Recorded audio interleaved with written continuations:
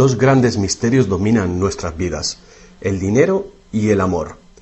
¿Qué es el amor? Es una cuestión que ha sido largamente explorada en libros, en canciones, en películas y en televisión. Pero no se puede decir lo mismo sobre la cuestión de qué es el dinero. No es de extrañar que las teorías monetarias no hayan generado ninguna película taquillera, pero que ni siquiera se haya mencionado en las escuelas es algo que debe ser analizado con detenimiento. Para muchos de nosotros, saber de dónde procede el dinero puede ayudar a afrontar el mito de la creación del dinero y la emisión del papel moneda. Lo que mucha gente cree es que el dinero lo crea el gobierno. Es cierto, pero solo hasta cierto punto. Estos metales y papeles que generalmente asociamos al dinero son, en realidad, creados por una agencia ligada al gobierno federal, llamada la Casa de la Moneda. Pero la mayor parte del dinero no es creado por ella, sino que lo crean en grandes cantidades cada día corporaciones privadas conocidas como bancos. Muchos creen que el dinero que prestan los bancos es el que han dejado en depósito sus clientes. Esto es lo que se cree, pero no es la verdad. En realidad, los bancos crean el dinero que prestan no de sus ganancias ni de los depósitos, sino directamente de la promesa de los prestatarios de devolverlo. La obligación del prestatario en un papel de préstamo incluye que debe pagar lo prestado más un interés. De lo contrario, perderá la casa, el coche o lo que sea. Es un gran compromiso por parte del prestatario. ¿Cuál es el compromiso por su parte del banco? El banco solo inventa dinero que no posee y lo escribe en la cuenta del prestatario. ¿Suena raro? Pero así es. Para demostrar cómo este milagro de la banca moderna llegó a existir, atiende a esta sencilla historia. Es el cuento de los Goldsmith. Hace un tiempo, casi cualquier cosa se utilizaba como dinero. Tan solo tenía que ser portable y suficiente gente tenía que tener fe en que después se podría intercambiar por cosas que todo el mundo valorara, como comida, ropa, ollas, conchas, piedras preciosas, semillas de coco, bonitas piedras e incluso plumas. Todas ellas fueron utilizadas como dinero. El oro y la plata eran atractivas, ligeras y fáciles de llevar, así que algunas culturas se especializaron en trabajar estos materiales. Los trabajadores del oro, los Goldsmith, recuerda este nombre, lo pudieron convertir fácilmente en monedas, estandarizando las unidades de oro en función de su peso y de la pureza, hasta certificarlas. Para proteger su oro, los Goldsmith necesitaban una caja fuerte, y pronto sus vecinos llegaron a su casa para pedirles que les alquilaran un espacio donde guardar su dinero y sus joyas. Al poco, los Goldsmith acabaron alquilando cada estantería de su caja fuerte y cada pequeña cantidad de dinero depositada se convirtió en dinero en sus manos. El tiempo pasó y los Goldsmith hicieron una inteligente observación. Los depositantes raramente volvían a recuperar físicamente su oro, y nunca todos a la vez. Esto se debía a que usaban los cheques de los Goldsmith para comprar en el mercado como si fuera el propio oro. Este dinero de papel era mucho más eficaz que las pesadas monedas, y la cantidad podía ser simplemente escrita en lugar de la laboriosa una por una de las monedas para cada transacción. Mientras tanto, los Goldsmith crearon otro negocio. Prestaban su oro introduciendo un interés. Al tiempo que su papel moneda empezaba a ser aceptado, los prestatarios comenzaron a pedir sus préstamos en forma de estos cheques en lugar del metal. Su industria se expandió mientras más y más gente les pedía guardar su oro, lo que dio a los Goldsmith una idea todavía mejor. Sabía que muy pocos de sus depositantes sacaban su oro alguna vez, así que los Goldsmith pensaron que también podrían escribir más cheques ahora en función de los cheques del oro que habían dejado los depositantes en su cámara, además del oro de los depositantes que guardaban propiamente. Así, con tal de que devolviese el oro a los depositantes que lo desearan recuperar, nadie se daría cuenta del truco. Lo que no se sabe, no se siente. Y los Goldsmith, ahora más banqueros que artesanos, hicieron un mayor negocio del que podrían haber hecho prestando únicamente su propio dinero. Durante años se hicieron un beneficio secreto fabuloso, con los intereses de los depósitos de todos sus vecinos. Pero ahora que se había hecho una prominente figura en el pueblo, se levantaron sospechas de que estaba gastando el dinero de sus depositantes y amenazaron con sacar todo su oro si Goldsmith no explicaba su repentina riqueza. Al contrario de lo que se podría pensar, esto no afectó a su fortuna.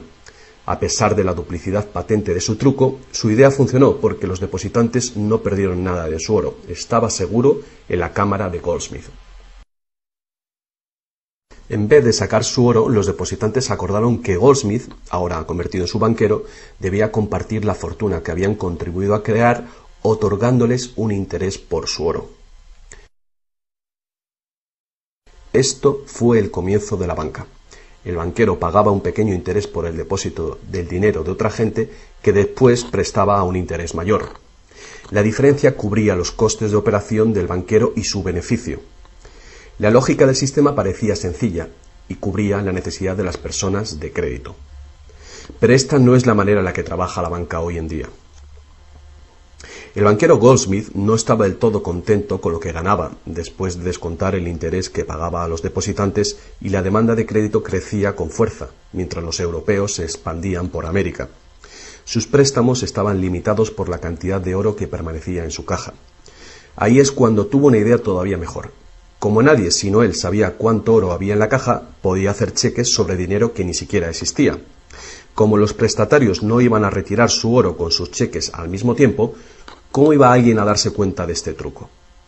Esta nueva cara del negocio funcionó muy bien, y el banquero se hizo inmensamente rico con los intereses de un oro que ni siquiera existía. La idea de que el banquero creaba dinero de la nada era demasiado extraordinaria para creerla. Por lo tanto, el fraude no fue descubierto por la gente durante mucho tiempo.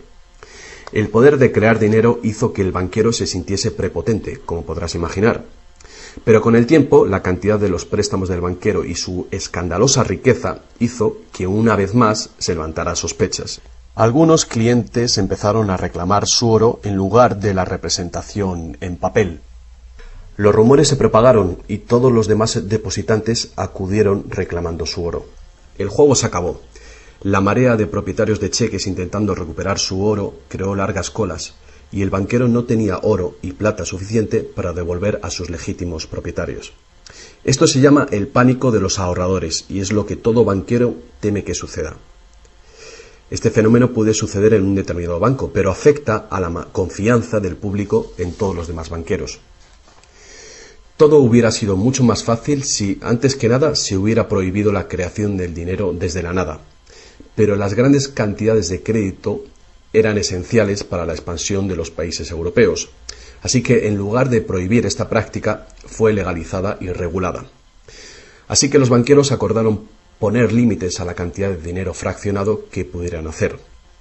El límite sería mucho mayor que el verdadero valor del oro y plata depositados.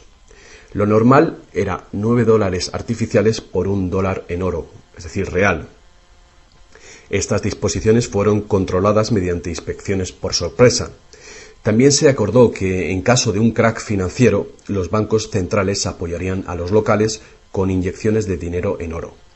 Solo si cracks en diferentes bancos al mismo tiempo se produjeran y la burbuja de créditos del Banco Central explotara, el sistema podría hacerse añicos y destruirse.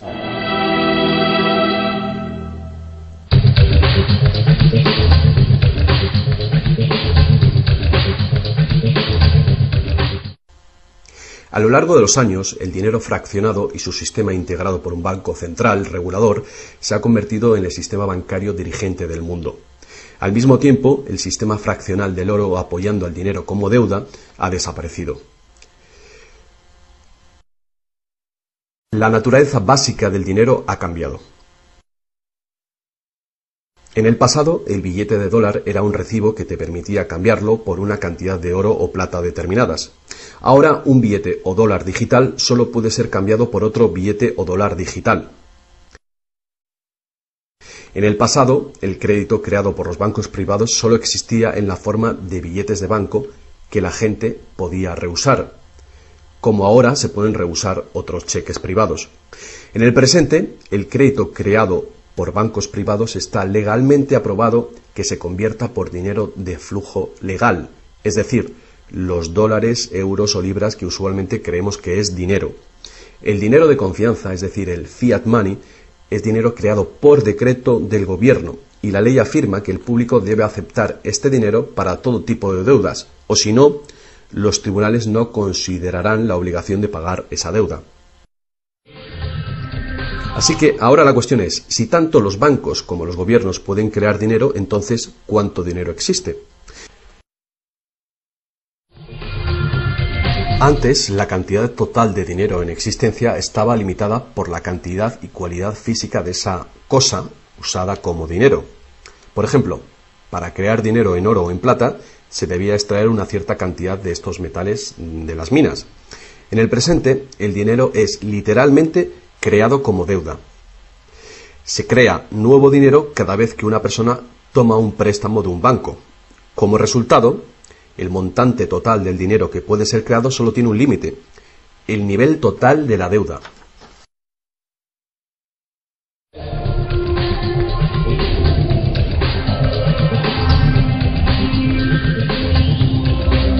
Los gobiernos ponen una disposición adicional para limitar la creación de dinero, imponiendo reglas conocidas como requerimientos fraccionales de la reserva. Son arbitrarias en su misma esencia. Estos requerimientos varían de un país a otro y de un tiempo a otro. En el pasado se obligaba a los bancos a tener al menos $1 en oro por cada $10 creados. Hoy en día, la proporción ya no tiene relación con el dinero actualmente en depósito, sino con el dinero creado a su vez de la deuda creada sobre el dinero en depósito en el banco.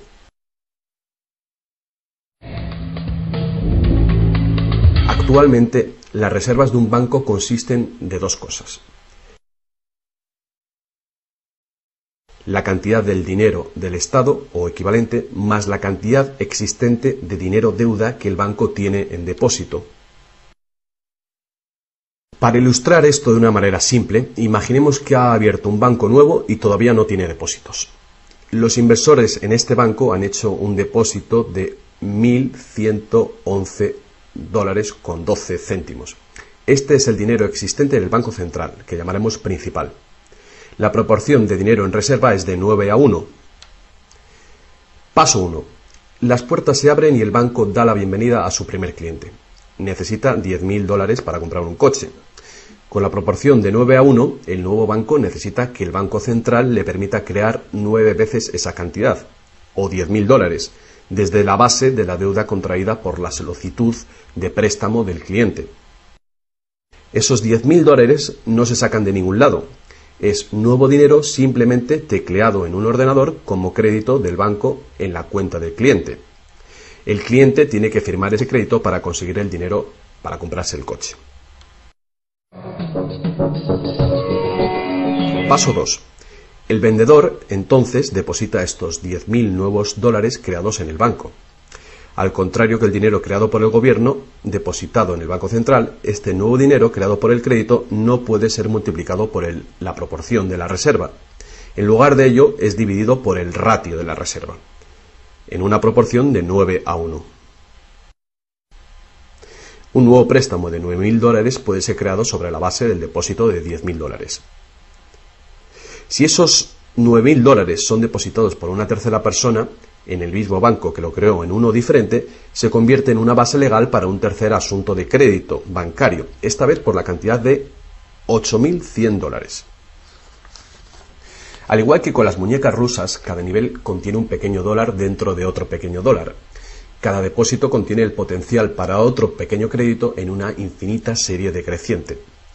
Si el dinero del préstamo creado no es depositado en el banco, el proceso se detiene. Esta es la parte impredecible del mecanismo de creación de dinero basado en la deuda. Pero lo más probable es que el nuevo dinero creado en cada paso será depositado en el banco, y el proceso de la proporción de reserva de dinero se repetirá una y otra vez hasta que los $100.000 de nuevo dinero se hayan creado dentro del sistema bancario. Todo este nuevo dinero se habrá creado enteramente desde la deuda, y el proceso entero habrá sido autorizado legalmente por el depósito inicial de $1.111,12 que todavía permanecerán en el Banco Central.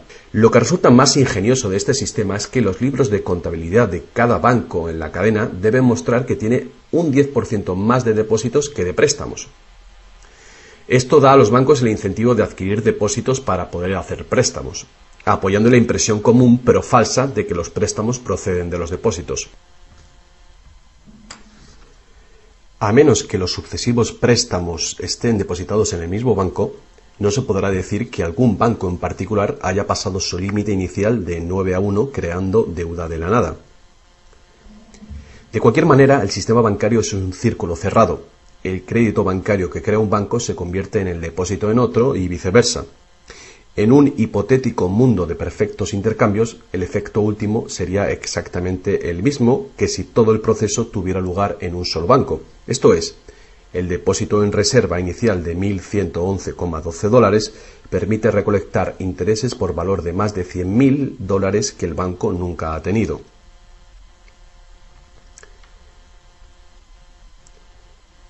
Si esto te resulta extraño, atiende esto.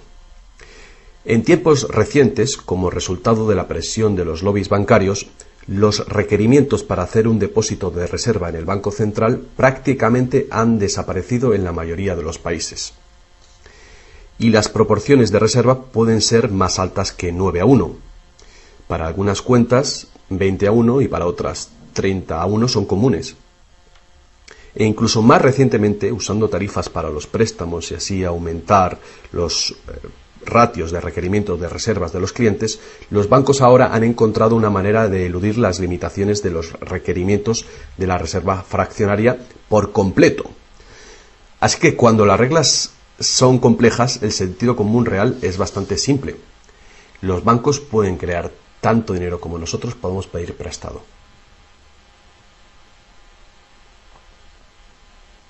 A pesar del interminable proceso de creación de dinero que hemos visto, tan solo alrededor de un 5% es el tipo de dinero creado por la Casa de la Moneda de entre todo el dinero que hay en circulación. Más del 95% de todo el dinero en el mercado hoy ha sido creado por alguien firmando una solicitud de endeudamiento con un banco. Y lo que es más, este dinero bancario de crédito es creado y destruido en grandes cantidades cada día, según se conceden nuevos préstamos y los viejos son pagados.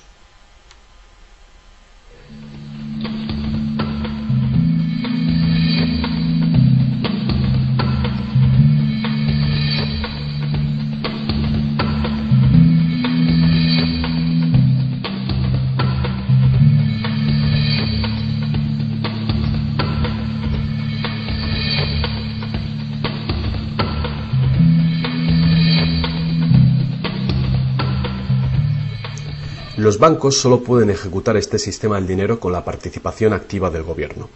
Primero, porque los gobiernos emiten leyes de divisas para hacer legal la moneda de confianza nacional, el fiat money.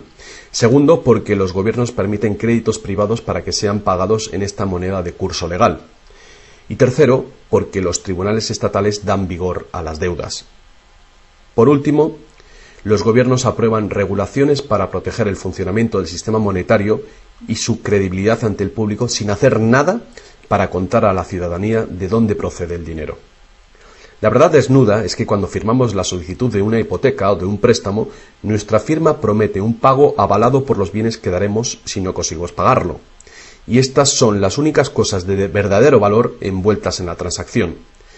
Cualquiera que crea que cumpliremos con la obligación la puede considerar como un bien o valor intercambiable o vendible. Es una deuda y por lo tanto una forma de dinero.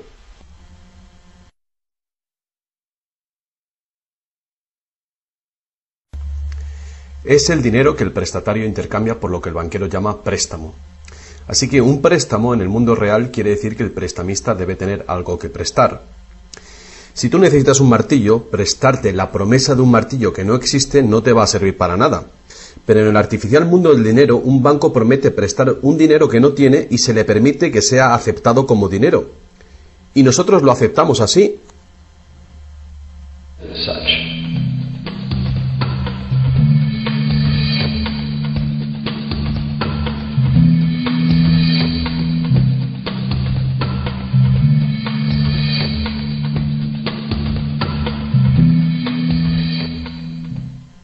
Una vez que el prestatario firma la solicitud de préstamo, el banco lo consigna como una transacción en su ordenador, con unas cuantas claves, escribiendo una deuda del prestatario con el banco.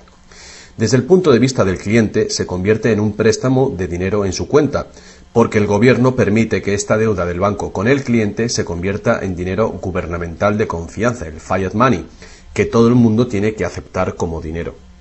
Otra vez, la verdad básica es muy sencilla. Sin el documento que el prestatario firma, el banquero no tendría nada que prestar. ¿Alguna vez te has preguntado cómo todas las instituciones, el gobierno, las corporaciones, los pequeños negocios, las familias, pueden estar todos en deuda al mismo tiempo y por esas cantidades tan astronómicas? ¿Alguna vez te has preguntado cómo puede haber tanto dinero al mismo tiempo para prestar? Bien, ahora ya lo sabes. No lo hay. Los bancos no prestan dinero, simplemente lo crean de las deudas, y esa deuda es potencialmente ilimitada, tanto como la emisión de moneda. Y la situación opuesta también es verdadera. ¿No es asombroso que a pesar de la increíble riqueza de recursos, de innovaciones y productividad que nos rodean, casi todos, desde los gobiernos hasta las compañías y los individuos, estén en graves deudas con los banqueros? Si la gente se parara a pensar cómo esto puede suceder, ¿cómo puede ser que la gente que produce la verdadera riqueza en el mundo estén en deuda con aquellos que únicamente prestan el dinero que representa la riqueza? Todavía más alucinante es que una vez que te das cuenta de que el dinero en realidad es deuda, nos damos cuenta de que si no hubiera deuda, no habría dinero.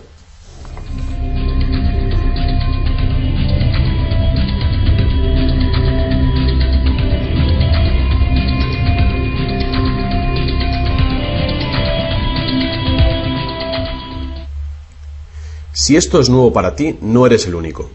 Mucha gente piensa que si todas las deudas se pagaran, el estado de la economía mejoraría. Es cierto a un nivel individual. Como tenemos más dinero para gastar cuando dejamos de pagar una deuda, pensamos que si todo el mundo pagara sus deudas, habría más dinero para gastar.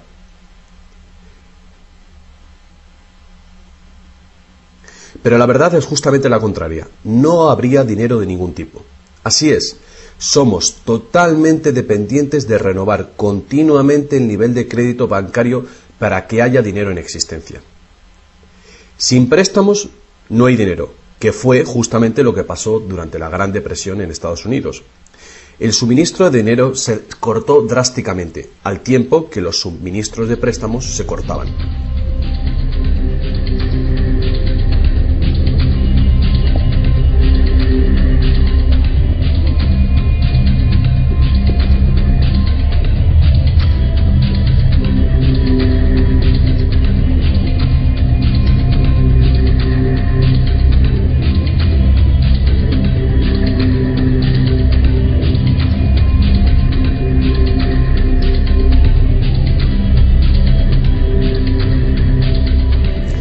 Pero eso no es todo.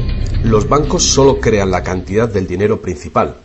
No crean el dinero con el que pagar los intereses. ¿De dónde se supone que viene todo este dinero? El único lugar del cual los prestatarios pueden obtener el dinero para pagar los intereses es del total del dinero que hay en circulación. Pero resulta que casi todo ese dinero general ha sido creado de la misma manera. Es decir, como crédito bancario que tiene que ser pagado con más dinero de aquel con el que fue creado. Así que por todas partes hay prestatarios en la misma situación, intentando obtener el dinero para pagar tanto el dinero principal como el interés. Desde un fondo original, la piscina, que solo tiene el dinero principal, es claramente imposible para cada uno pagar el dinero principal más los intereses, porque el dinero del interés no existe. Esto se puede expresar con una simple ecuación matemática. El gran problema aquí es que en caso de préstamos de largo plazo como hipotecas y deuda pública, el interés total excede mucho al dinero principal. Así que, a menos que un montón de nuevo dinero sea creado para pagar los intereses, es decir, un gran número de nuevas hipotecas, no podrá funcionar la economía. Para mantener una sociedad que funcione, la proporción de cancelaciones de deudas tiene que ser baja. Así que para conseguir esto, más y más dinero deuda tiene que ser creado para satisfacer la demanda de dinero con el fin de servir el interés de la deuda previa. Pero por supuesto, esto hace que el nivel de la deuda sea todavía mayor y que más intereses tengan que ser pagados, resultando en una escalable e imparable espiral de endeudamiento.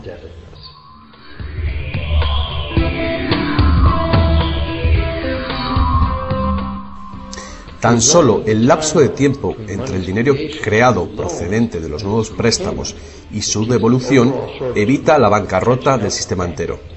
De cualquier manera, el increíble monstruo del crédito que se hace más y más grande necesita que se cree más y más dinero de deuda para alimentar el sistema y cada vez se hace más urgente. ¿Por qué los intereses son tan bajos? ¿Pueden los intereses bajar más? ¿Por qué nos ofrecen insistentemente tarjetas de crédito en el correo? ¿Por qué el gobierno americano gasta más rápido que nunca? ¿Es posible que el sistema colapse por completo y con él el sistema monetario? Las personas racionales deben preguntarse, ¿se puede sostener esto indefinidamente? ¿No es inevitable el colapso?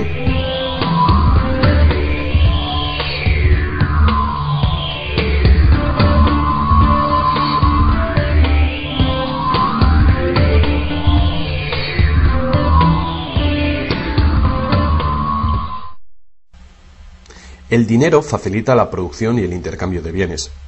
Cuando el suministro de dinero se incrementa, el dinero se convierte progresivamente en menos valioso, a menos que el volumen de intercambios y de suministro de dinero crezcan en la misma proporción. Hasta que nos damos cuenta de esto, cuando escuchamos que la economía crece a un 3% por año, creemos que lo hace en una constante regular, pero no es así. El 3% de este año representa un 3% más de intercambio de bienes y servicios que hace un año, porque es un 3% del nuevo total.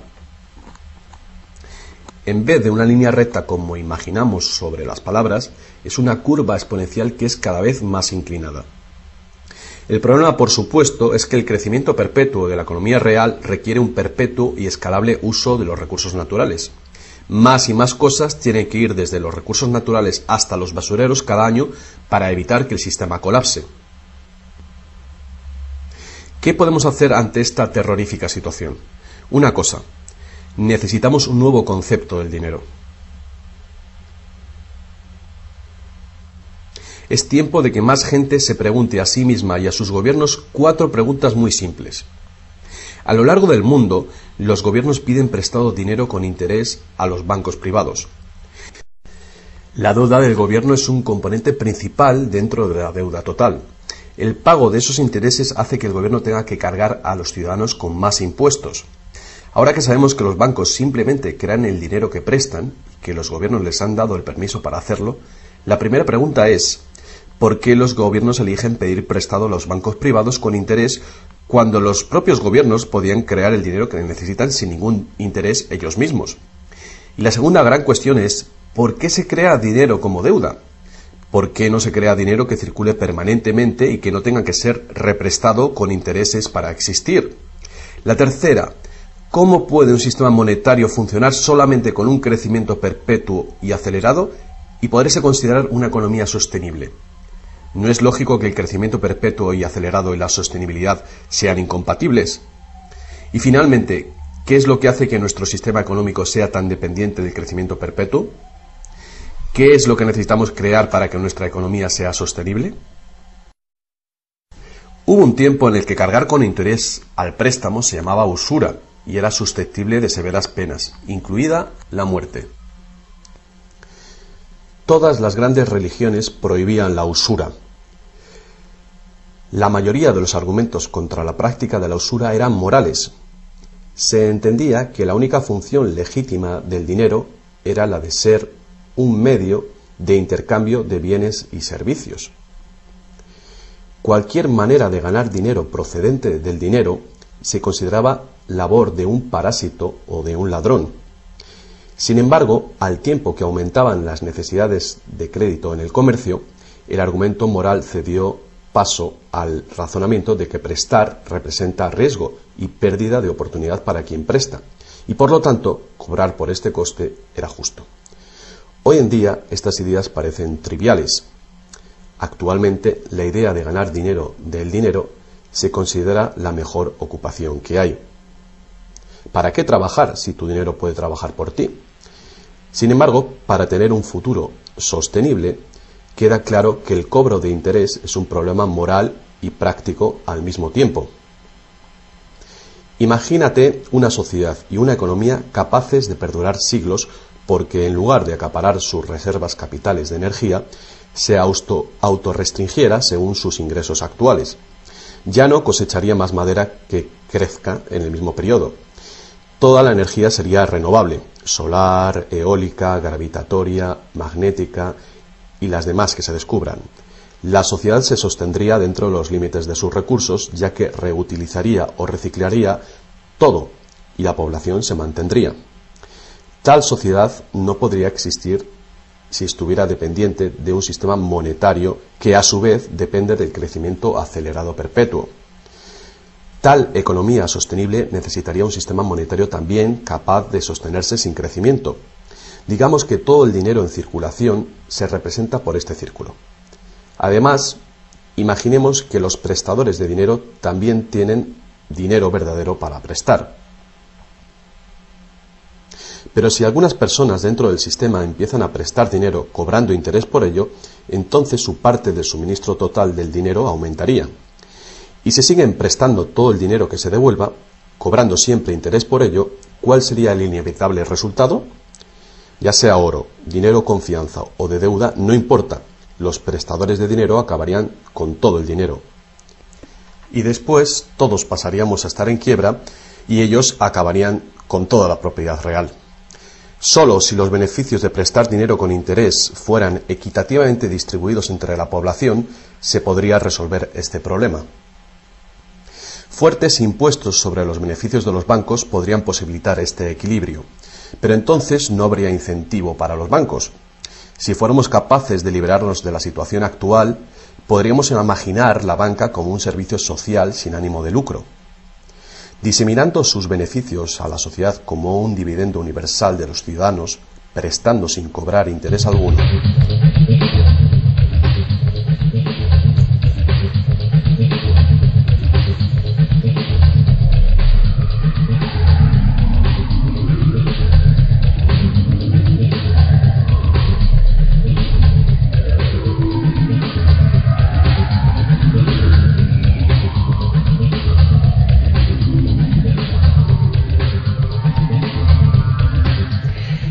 Si es la naturaleza fundamental del sistema lo que causa los problemas, correcciones al propio sistema jamás resolverán los problemas.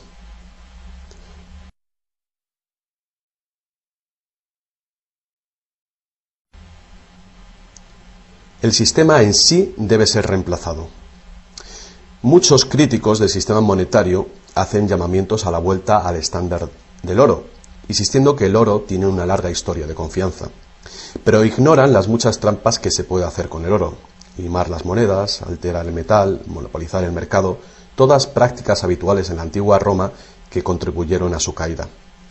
Algunos defienden la plata por ser más abundante que el oro y así más difícil de monopolizar. Muchos dudan de la idea de volver al uso de los metales preciosos en absoluto. Nadie quiere volver a llevar bultos de monedas para ir de compras. Es cierto que el dinero de papel, el plástico, el digital o más probablemente dinero de identidad biométrica tendría el mismo potencial de crear dinero de crédito sin límite, igual que tenemos ahora. Yendo más allá, si el oro fuera nuevamente la única base legal para el dinero, los que no tengamos oro nos quedaríamos sin dinero. Otros críticos del sistema monetario insisten en que la codicia y la deshonestidad son los principales problemas, y que puede haber un sistema más equitativo que volver al estándar de plata o de oro. Muchos grandes pensadores han sugerido maneras alternativas para crear dinero. Muchos sistemas de intercambio crean dinero como deuda, de la misma manera que hacen los bancos, pero se hace transparentemente y sin cobro de interés. Por ejemplo, un sistema de trueque expresa la deuda como horas de trabajo, considerando el valor de todo trabajo igual y a la par con el dólar, y así permite que la hora de trabajo sea igualada con el precio del dólar de los bienes y servicios. Este tipo de sistema puede organizarlo cualquier persona capaz de gestionar la contabilidad. La preparación ahora de sistemas de trueque a nivel municipal sería prudente en previsión del inminente colapso del sistema actual.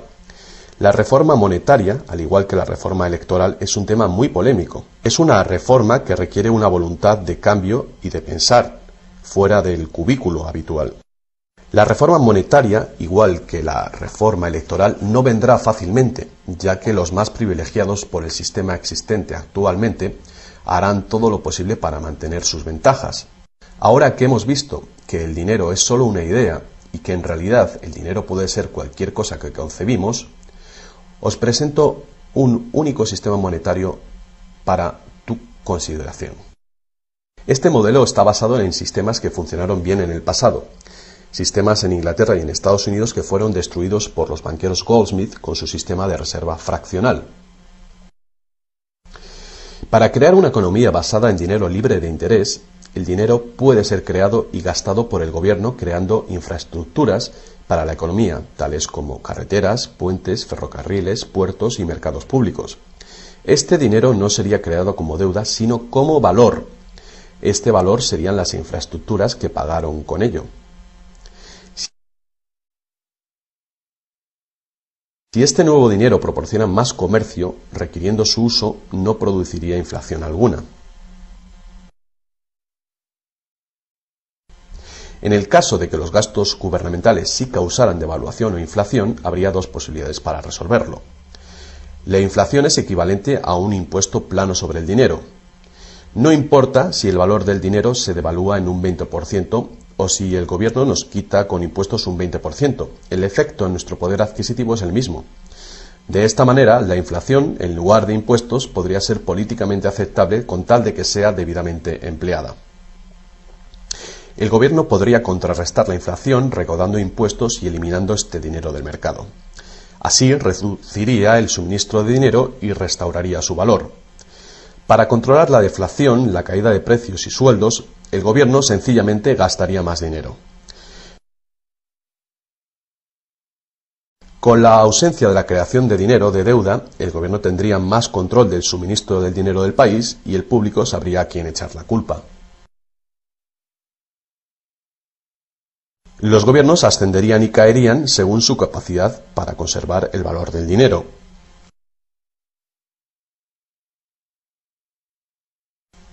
El gobierno dependería de los impuestos como ahora, pero los impuestos llegarían mucho más lejos, ya que ninguna parte de ellos se gastaría en pagar intereses a los banqueros. No podría haber ninguna deuda nacional si el gobierno sencillamente creara el dinero que necesita. Nuestro perpetuo servicio a los bancos pagando la deuda dejaría de existir.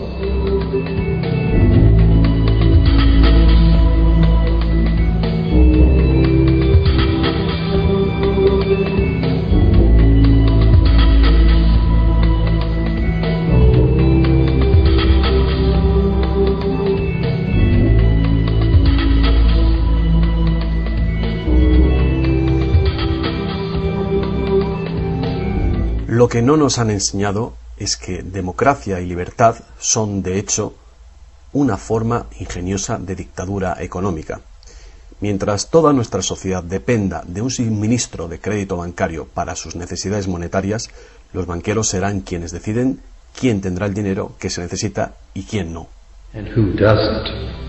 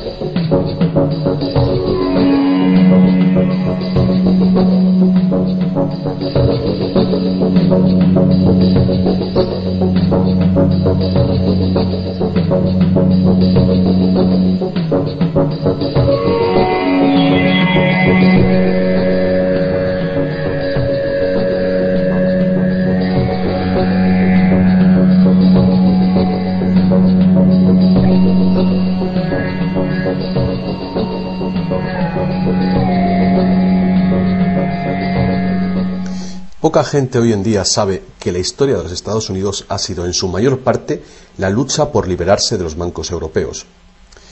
Esta lucha llegó a su fin en el año 1913, cuando el presidente Wilson ratificó el Acta de la Reserva Federal, permitiendo así al cártel de banqueros internacionales controlar el dinero de Estados Unidos.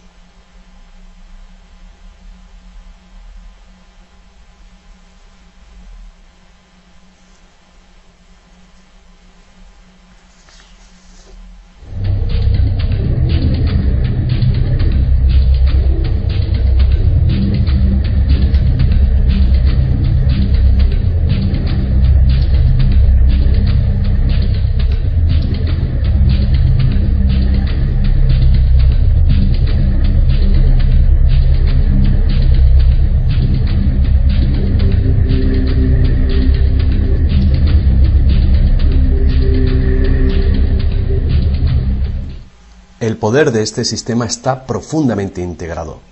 También lo está el silencio del tema entre los medios de información y en la educación. Hace años, un primer ministro canadiense hizo una encuesta entre centenares de personas, no economistas, especialistas altamente formados y personas de a pie. La encuesta reveló que ni un solo encuestado tenía un conocimiento preciso de cómo se crea el dinero. De hecho, descubrió que hasta los empleados bancarios ni siquiera habían contemplado alguna vez el asunto. ¿Y tú? Have you?